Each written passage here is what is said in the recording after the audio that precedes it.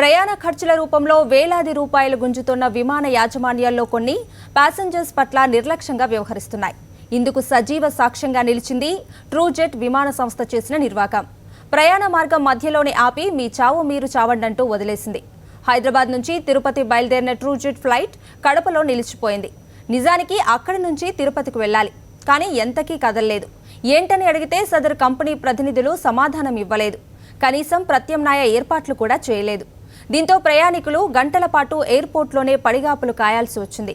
Media రంగప్రవేశం చేయడంతో Trujet యాజమాన్యంలో కదలిక వచ్చింది. ఏసీ బస్సుల్లో ప్రయాణికులను తిరుపతికి తరలించారు. అయితే సాంకేతిక లోపం వల్లే విమానం ఆగిపోయిందని ప్రయాణికులు ఆరోపించగా తిరుపతిలో ల్యాండింగ్కు వాతావరణం అనుకూలించకే ఆపామని ట్రూజెట్ ఫ్లైట్ ప్రతినిధులు తెలిపారు. అక్కడి నుంచి బోర్డింగ్ స్టార్ట్ చేస్తారు. ఇక్కడ వచ్చాక they have left us standard year. Flight ఇక్కడ నుంచి హైదరాబాద్ మళ్ళీ వెళ్ళిపోయింది, కానీ హీ హాజ్ నాట్ అలౌడ్, మాకు చెప్పలేదు కూడా. బస్సెస్ గురించి అడిగితే హీ హాజ్ ఆస్క్డ్ us కి నాన్ ఏసీ బస్సెస్లో తీసేసుకోవాలి. నాన్ ఏసీ బస్సెస్లో ఇప్పుడు ఫ్లైట్లో తీసుకుని మళ్ళీ బస్సెస్లో ఎందుకు వెళ్తాం?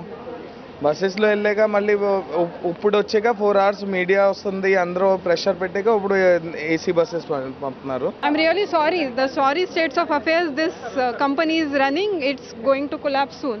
And I've checked the flight status also. Air India has landed, all the other flights have landed without much delay. I don't know. This is the problem of the aircraft probably, which they are not ready to accept. And if it is a problem of the aircraft, in spite of paying so much money, if we are not getting a refund, then this is not acceptable.